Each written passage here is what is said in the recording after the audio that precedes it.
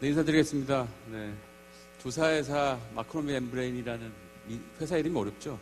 무슨 n분의 1 뭐 이렇게 회사에서 내는 분위기 같은 느낌이 나는데 농담인데 웃은 분이 없으시네요. 죄송합니다. 네, 장표가 떴습니다. 지금부터 이제 저한테 부여받은 시간이 30분인데 앞에 이제 순서가 미뤄지면 뒤에 분이 계속 미뤄지기 때문에 제가 최대한 빨리 한번 끊어보겠습니다.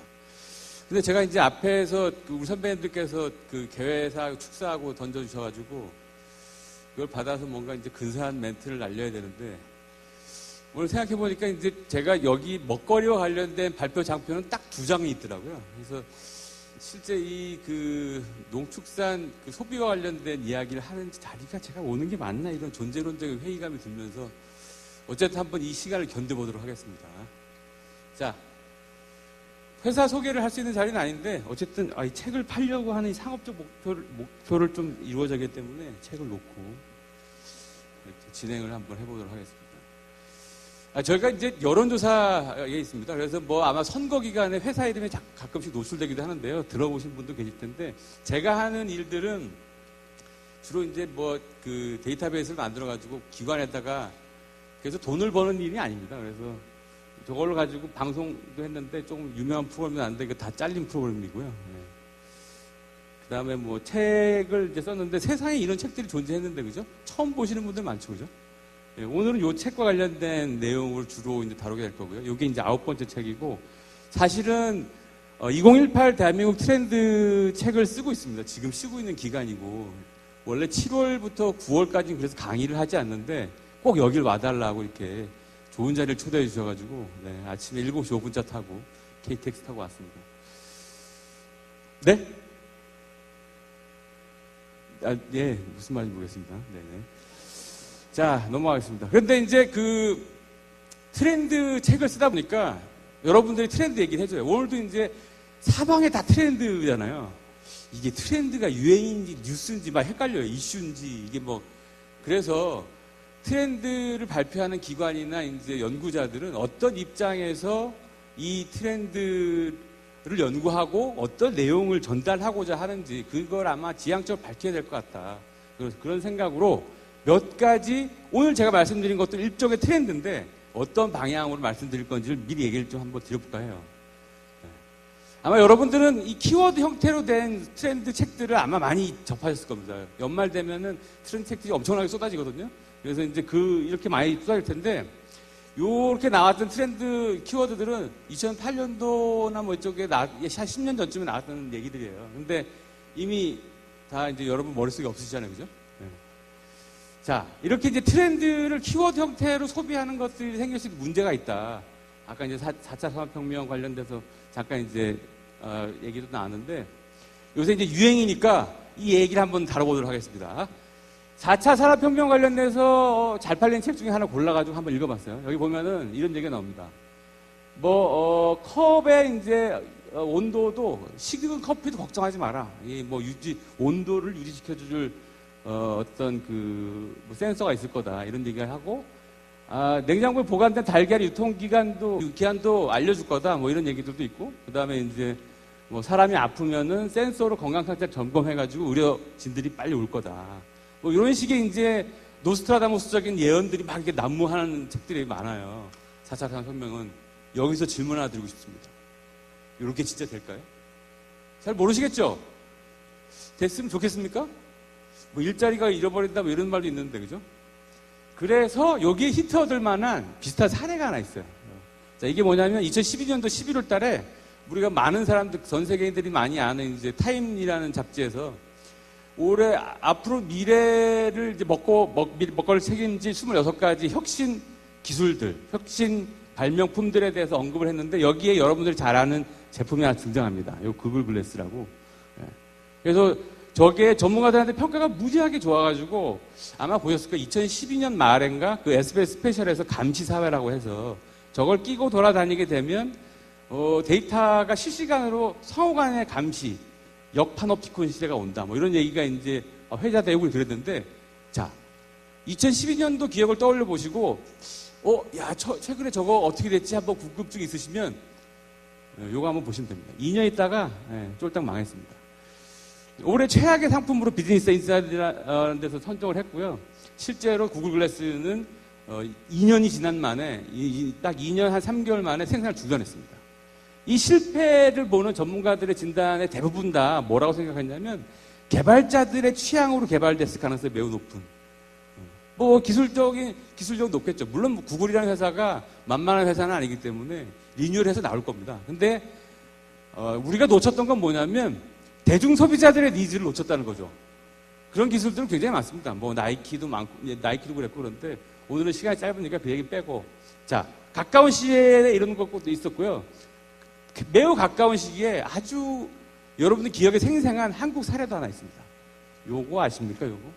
네. 2014년 하반기를 뒤흔들었던 과자입니다. 저거 구하기가 너무 힘들었어요. 과자가. 네. 그래서 뭐 편의점마다 저걸 써붙여가지고 과자 한 봉지 구하기가 힘들었습니다.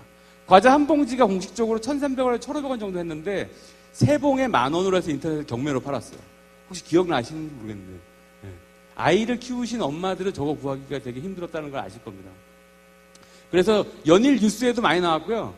이게 뉴스에서는 음모론까지 이렇게 제기되고 그랬습니다. 저 과자 최근 한 달 이내에 사드셔 보신 분, 마트에서 구경해 보신 분, 좀 있으시네요. 일반인 아닌 걸로, 2반인 정도 계시는 걸로. 자, 지금은 어떻게 됐냐면 이게 잘 안 팔립니다. 1+1 정도로 기본으로 붙여가지고 팔고 있고요, 주로.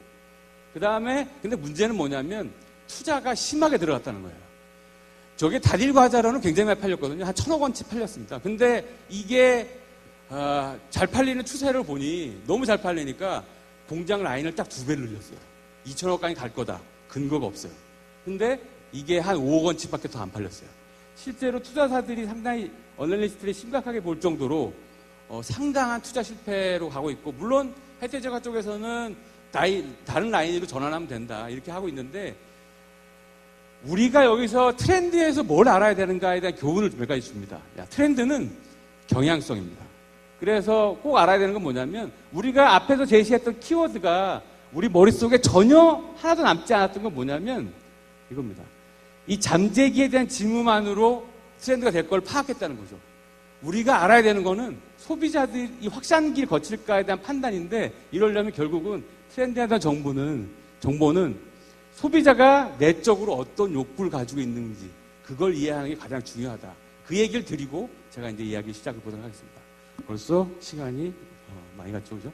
자, 이렇게 뭐 이런 얘기들이 있는데 이걸 다 얘기하면 책이 안 팔리겠죠, 그죠? 네, 그래서 이제 이 중에서 한 2가지 얘기만 찝어가지고 한번 드려볼까 합니다. 자, 먼저 드릴 얘기는 15년 전의 변화에 대한 얘기인데요. 사실 변화의 측에 대한 얘기는 2층에도 저렇게 많이 계셨네요. 네, 반갑습니다. 네. 다 손 드시네요. 네, 어쨌든.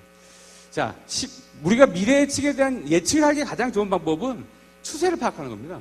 옛날에 똑같은 데이터가 있다면 한 일정 기간 지난 뒤에 비교해 보면 어떤 추세로 변하고 있다. 이거를 우리가 알 수가 있겠죠, 그죠? 그러니까 예를 들어서 단일한 데이터로 어떤 구매 의향이 소비자가 70%가 있다. 이게 높은 걸까요, 낮은 걸까요? 판단하기 어렵습니다. 아유, 높은 걸 수도 있겠다. 50%라고 한다면 딱 반이니까 애매하죠. 그런데 예전에 작년 똑같은 데이터가 70%였다. 이거 낮아지는 추세네. 이렇게 데이터 읽으셔야 되는 거고요. 아니면 전년도에 30%였다. 이건 성장기에 있는 거다. 이렇게 읽으면 되겠죠. 그런 맥락에서 이 데이터를 한번 읽어주시면 굉장히 재밌는 의견이 있습니다. 자, 15년 전 이야기를 한번 드려볼까 하는데요. 요새는 하지 않는데 2000년부터 2012년까지 삼성경제연구소에서 그 히트 상품 조사를 해가지고 매년 1등부터 10등까지 발표를 한 게 있어요. 기억하세요? 네. 요새는 뭐 잘 안 합니다. 그거를 이제 그 서울대 소비트렌드 분석센터에서 하고 있는 걸로 알고 있는데, 2000년에 첫 해는 1등한 상품이 I love school이었어요. I love school. 2001년도 1등한 게 뭘까요? 책 한 권 여기 드리겠습니다. 이거. 자, 뭘까요? 네, 퀴즈 관심 없으신 걸로. 네, 뭘까요? 우리 선배님들은 다 조용하시고. 네? 네? 싸이월드? 아닙니다. 네네. 아닙니다. 강력한 힌트 하나 드릴게요. 영화입니다, 영화. 국내 영화. 타이타닉 이런 얘기 하지 마시고요. 예. 예? 퀴즈적인, 연식이 너무 젊으신데? 시일인이 96년, 7년 그때죠. 네.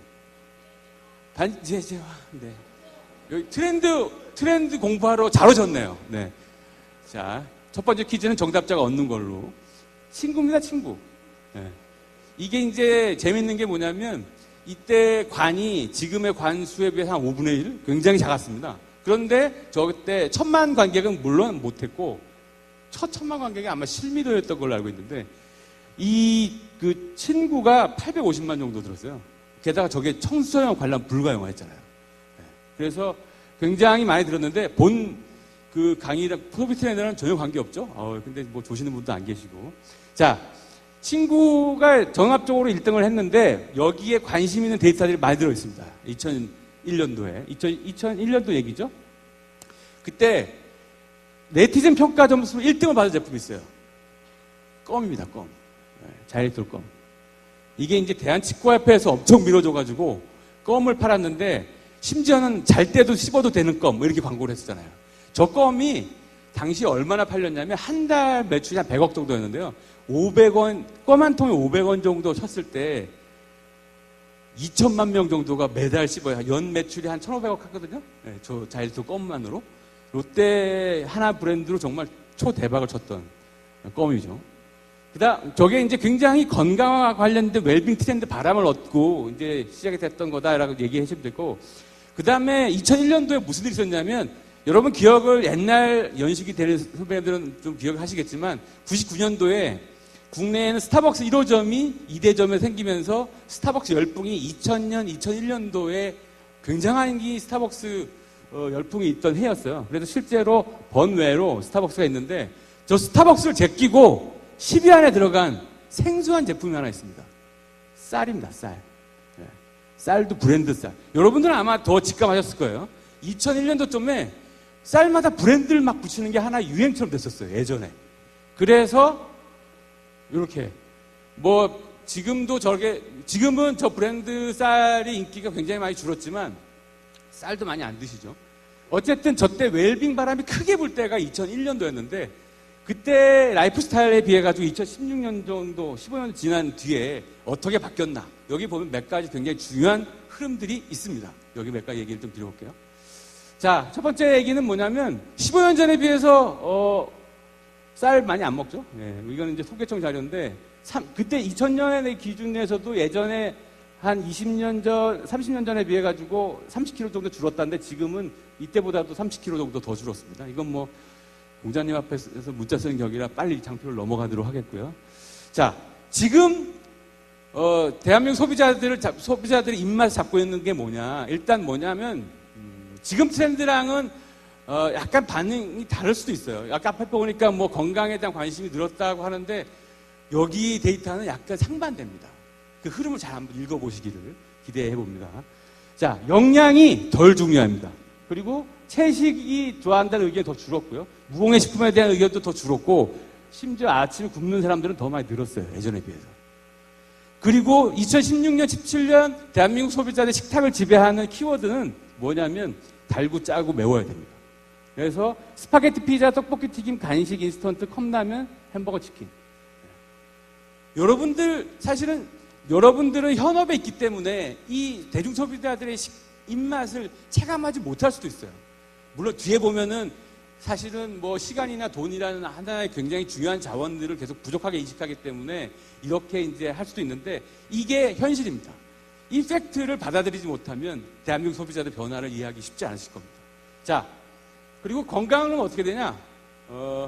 그냥 홍삼 1포 밀어 넣으면서 견디고 있는 거죠. 이건 굉장히 많이 늘었습니다. 이것도 시간 아껴주는 어떤 서비스인 거죠. 실제로 식약처 기준으로 보면은 2006년도 비해서 10년 전에 비해서 2배 이상 그 건강기능식품 시장은 늘어나고 있는 것으로 우리가 확인을 해볼 수가 있습니다. 자, 종합해보면, 근데 그러면 사람들이 먹는 데에 대한 관심이 줄었나? 아닙니다. 먹는 데에 대한 관심은 늘었습니다. 맛집에 대한 정보나 이런 것들은 폭발적으로 늘고 있어요. 이분의 영향이 좀 있는 거죠, 그죠? 심지어 작년에 연예대상에도 나와가지고 이제 특별상도 받으시더라고요. 자, 정리한 건 뭐냐면, 그렇죠. 건강한 먹거리에 대한 관심이 2001년도에 비해서는 줄어들었다는 겁니다. 이건 팩트로서 하나 받아들여셔야 될 것 같아요. 자, 그렇게 되면 이게 여러분 잘 한번 생각해 보시죠. 건강이라는 게 어떤 개념인지. 지금의 어떤 건강에 나쁘지만 달고 짜고 매운 거 약간 포기해야 되는, 미래를 위해서 지금 현재 입맛의 즐거움을 찾아야 되는, 역으로 말해서 건강은 약간 미래지향적인 개념입니다. 그래서 건강을 덜 중요하게 생각한다는 건 현재의 기쁨이나 즐거움을 더 중요하게 생각한다는 거죠. 네. 그래서 이거죠. 이게 먼 훗날의 행복보다 지금 당장의 행복이 중요하다는 생각들이 많고요. 이게 2016년도 57%인데 최근에 2017년도 해보니까 이게 67%까지 또 올랐습니다. 지금 당장의 내 느낌이 더 중요합니다.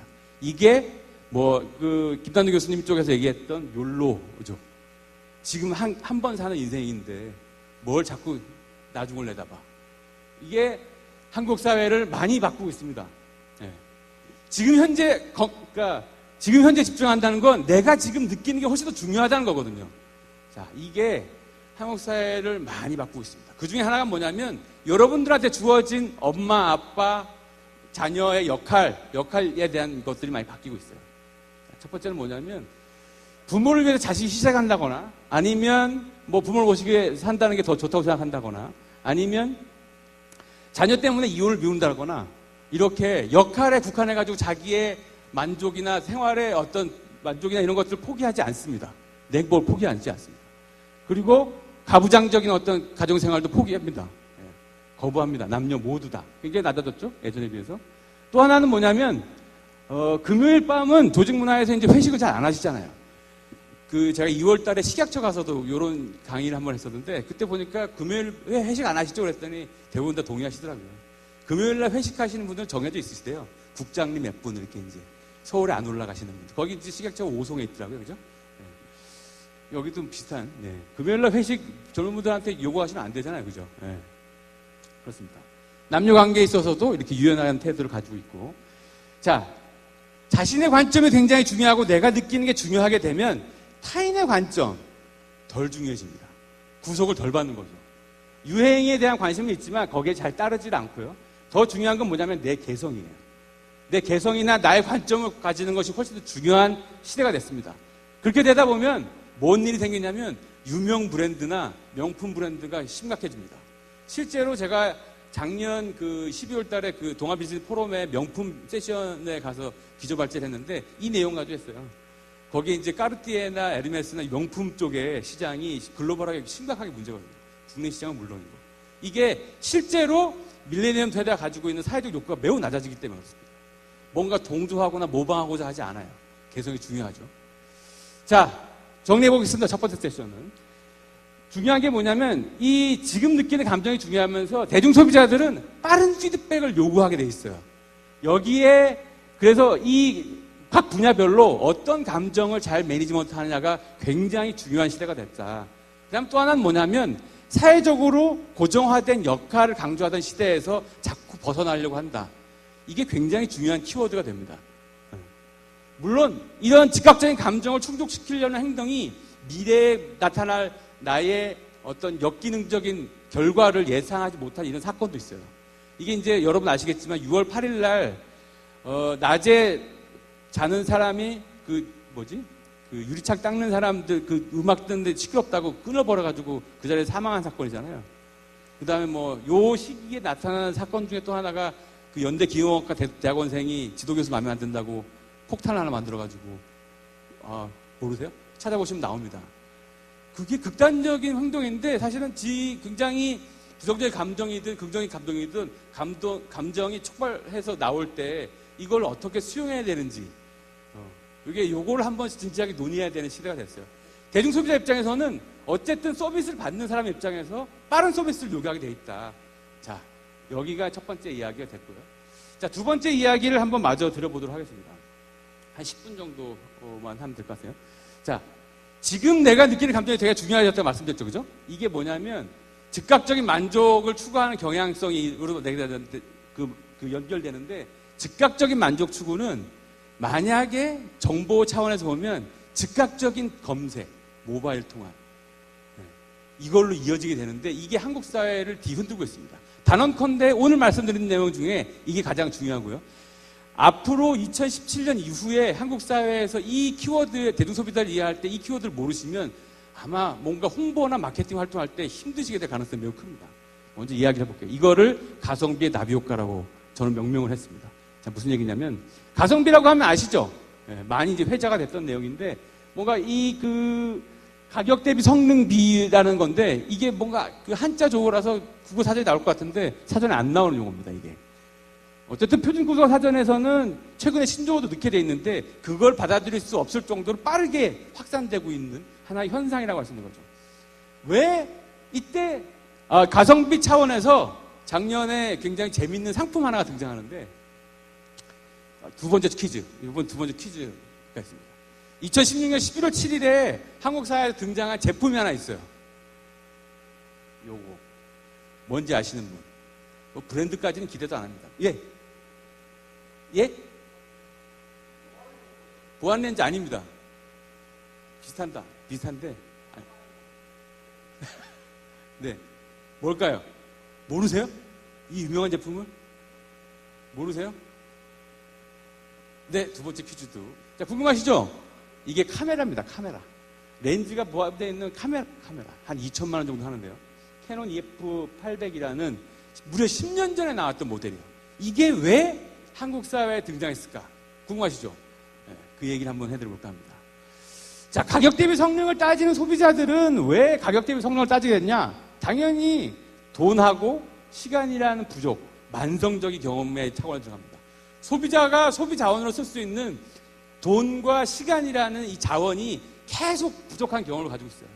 이게 배경이 됩니다. 지금의 소비트를 이해할 때 굉장히 중요한 게 이 만성적인 부족 경험이에요. 특히 사람들은 시간 부족 경험을 점점 더 많이 하고 있어요. 그러다 보니까 앞으로 이제 돈이 생겨날 가능성도 별로 없다고 생각하고요. 수입이 늘어날 가능성도 없다. 저는 개인적으로 이 돈을 벌고 싶지 않다는 0.7%, 2,000명이니까 14분이신데, 이분의 그 관조적인 삶의 태도 굉장히 지향합니다. 어쨌든 지금 당장 그 자원도 좀 부족하고 앞으로도 늘어날 가능성도 없다고 생각하니까 어떻게 되냐? 정보를 찾습니다. 끊임없이 합리적인 소비, 좀 더 나은 소비, 가격 대비 성능을 낳는 소비를 계속 찾습니다. 그리고 어느 순간에 잘 찾다 보니까 정보를 잘 찾네 라는 것을 인정해주는 분위기가 됐어요. 정보를 잘 찾는 게 하나의 능력으로 자리 잡는 사회 분위기가 됐어요. 자, 그렇게 됐는데 여기까지 가성비인데요. 가성비 소비를 위해서 우리가 전제를 알아야 되는 게 한 3가지가 있습니다. 여기서부터 중요합니다. 첫 번째는 뭐냐면, 가성비를 따지려면 여러분 뭘 해야 됩니까? 키워드를 넣어야 되죠. 2가지 제품 이상을 비교를 해야 돼요. 그죠? 내가 원하는 키워드를 넣어서 비교를 해야 됩니다. 중요한 거는 내가 2가지 이상이 아니라 비교를 내가 원하는 이라는 키워드입니다. 여러분들이 원해야 돼요. 여러분들이 모니터를 살려고 그러면 24인치 살지 20인치 살지 정해야 됩니다. 브랜드를 고를 때도 LG를 살지 삼성을 살지. 그죠? 내가 원하는 대로 정해야 되고, 그 제품 각각에 대한 기능과 평판을 알아야 이게 가격 대비 성능을 하는 소비가 된다라는 키워드인데, 여기에 굉장히 중요한 변화가 있습니다. 뭐냐면 이 정보 처리 과정에는 능동성이라는 게 가져가는 거예요. 주어진 정보를 그냥 수동적으로 소비하는 게 아니라 내가 원하는 상태로 그 변화의 정보를 찾아가야 된다는 거죠. 자, 이렇게 되면 뭐가 바뀌냐? 광고의 영향력이 떨어집니다. 15년 전에 비해서 훨씬 떨어졌어요. 굉장히 많이. 그리고 또 하나는 뭐냐면 브랜드 영향력도 떨어집니다. 내가 원해서 브랜드 중요하지 않다고 생각하면 브랜드 자체가 하나의 정보가가 없는 거죠. 그래서 브랜드에 대한 영향력은 앞으로도 좀 감소할 것이다라고 생각하는 의견이 좀 더 많았고요. 그러다 보니까 어떤 일이 생기냐면 소비자의 브랜드나 어떤 신뢰를 높이기 위해서 이런 일까지 있었습니다.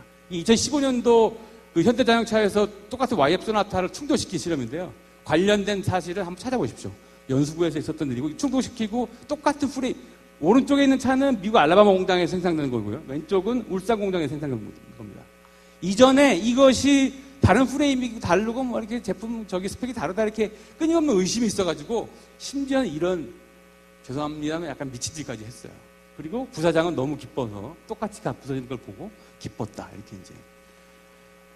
대기업의 브랜드가 사실 이렇게 휘청하게 된 건, 현대차는 지금 이때도 사실 좀 안 좋았는데 지금 더 안 좋다 그러죠. 중국 공장 이번 주 초에는 폐쇄됐다가 어저께는 다시 이제 복구됐다 얘기를 하는데, 어쨌든 자, 브랜드가 굉장히 큰 글로벌 대규모 브랜드가 안 좋아지면서 뭐가 되냐면 PB 상품이나 노브랜드에 굉장히 있게 되는 거죠. 이거는 상품에 대해서 사람 소비자들이 개별적인 정보가 있다는 거예요. 그리고 정보에 대한 확신이 있다는 거예요. 자기가. 자, 그 다음에 두 번째 나비 효과가 이게 굉장히 중요한데 이게 이런 겁니다. 내가 원하는 방식으로 정보를 찾아가지고 정보를 소비하는 습관이 뭘 바꾸냐면 미디어 소비 행태를 바꾸고 있습니다. 주어진 대로 정보를 그냥 소비하는 사람들은 10명에 4명이 채 안 되는 수준이고요. 최소한의 대부분의 소비자들은 내가 원하는 형태로 키워드를 선택해서라도 이렇게 정보를 내가 원하는 방식으로 소비를 하는 정도로 전환이 되고 있어요.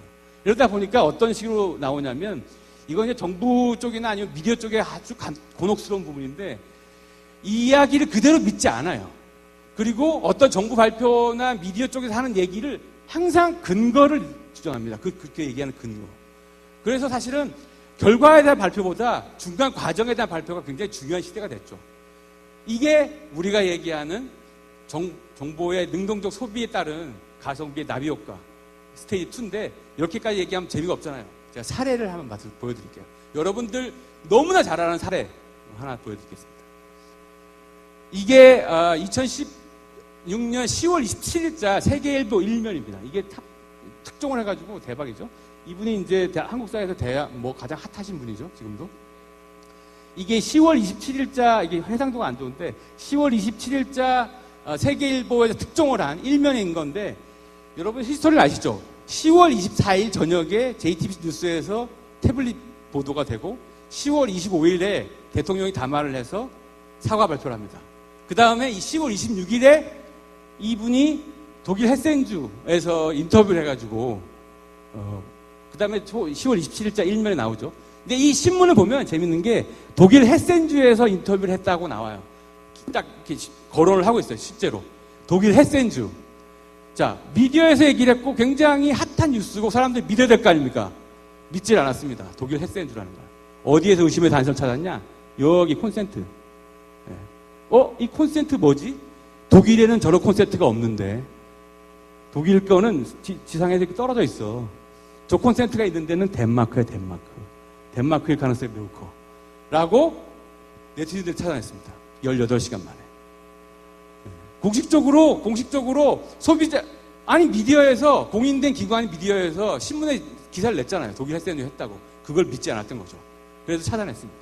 그래서 한국 사회에 뒤흔들었죠. 그다음 또 하나는 뭐냐면, 자, 이게 문제 11월 7일자 조선일보 1면입니다. 이때 사진을 보고 난리가 났어요. 누가 피의자인지 난리가 났어요. 그래서 인터넷 보면 난리가 났습니다. 예. 그래서 누가 피의자인지 모르겠다 막 여론이 안 좋고 막 했는데 그래서 궁금했습니다. 저거 어디서 찍었지? 찾았습니다. 사람들이. 여기 있습니다. 여기 이제 도보로 6분 거리, 자전거로 2분 거리에 있고 건너편 딱 12층에 있는 오피러스 건물이라고 찾았습니다. 그때 찍었던 게 여기 캐논 EF800 2천만 원짜리. 선생님 선물 노력상 이따 가져가세요. 네. 자, 이게 캐논 본사에서도 굉장히 깜짝 놀랐다래요. 왜 그러냐면 저 카메라가 10년 전에 나온 카메라예요. 2007년도에. 2007년도가 어떤 해입니까? 2008년도 베이징 올림픽 한 해 전이거든요. 기자용으로 만든 초망원 초고가 카메라예요. 그게 10년 정도 지난 후에 한국에서 막 검색이 되더니 몇 대가 팔렸대요. 네, 놀랍죠? 네. 자, 그 다음에 작년에 청문회 때 보면은 실시간으로 정보를 주고 있는 소비자들이 늘어나고 있고, 그 다음에 여러 가지 사태가 있는데, 이거는 이제 상업적으로도 이렇게, 이거는 무슨 얘기냐면 빅데이터 분석해봤더니 우리가 알고 있는 대형 상권이 아니라는 거예요. 이게 동아일보 기자인데 이거 제가 인터뷰했던 겁니다. 이상한 데가 자꾸 뜨고 있다는 거예요. 이거는 사람들이 찾아간다는 겁니다. 거기를 알고. 아주 스팟 지점을 알고. 대형 상권이라는 것이 과연 존재하냐. 즉, 브랜드보다 컨텐츠가 중요한 시대가 진짜 오는 건가? 이런 생각이 들게 하는. 자, 이제 정리를 한번 해보도록 하겠습니다. 그래서, 요거는 이제, 이게 우리나라만 현상이 아니고, 전문가들이, 그냥 대규모의 대기업 브랜드나 우리가 한국 사회에서 굉장히 유력하다고 하는 관료 아니면 유명한 대학에서 이렇게 학위를 해왔다거나 한국 사회에서 전문가로 하는 사람들의 오피니언 프라이어티가 생각보다 견고하지 않을 가능성에 대한 얘기를 하고 있는 거예요. 전문가의 죽음에 관련되는. 이게 이제 한국 사회에 굉장히 중요한 포인트가 되고 있다라는 거고요. 자, 여기서 딱 한 가지만 기억해 주시면 됩니다. 소비자들은 일상적인 팩트체크 시대에 살고 있다. 저희가 최근 자료, 내년 책 안에 들어갈 텐데요. 재밌는 게 뭐냐면 온라인에 상품평을 검색하는 거는 당연하잖아요. 오프라인 매장에 가서도 상품평을 그 자리에서 검색하는 사람들이 70%가 됩니다. 거의. 모바일로 실시간으로 이 상품을 검색하고 있어요. 굉장히 재밌는 시대가 됐죠. 그래서 앞으로 홍보나 마케팅 방향에서 기업 브랜드나 어떤 식으로 사회적 권위를 이용한 브랜드 확산이라는 것이 과연 가능하겠냐. 여기에 질문을 가져야 됩니다. 자, 이렇게 하고 정리를 한번 해보도록 하겠습니다. 5가지가 있는데 오늘 드린 얘기는 개인의 감정에 대한 얘기죠. 네. 이게 즉각적인 행복 만족과 관련되면서 브랜드에 관련된 권위나 후광 효과가 상당한 도전을 받고 있는 시대가 됐다. 이 키워드를 꼭 기억을 해주시면 좋겠습니다. 거의 다 됐는데요. 마지막 오늘 한 내용은 아닌데 굉장히 중요한 내용 궁금하시죠? 저 내용이 뭔지. 마슬로우의 욕구 5단계 가지고 분석한 건데 해봤더니 한국 사람들은 자존감에 대한 상처가 많다. 이런 얘기가 있어요. 자, 끝으로 이제 감사의 인사 드러나면서 하반기 화이팅 하시고요. 한국 사회 소비자들을 위해서 노력해 주시는 각자 여러분들한테 서로 칭찬 많이 나누시는 자존감 회복을 위해서 했으면 좋겠습니다. 감사합니다.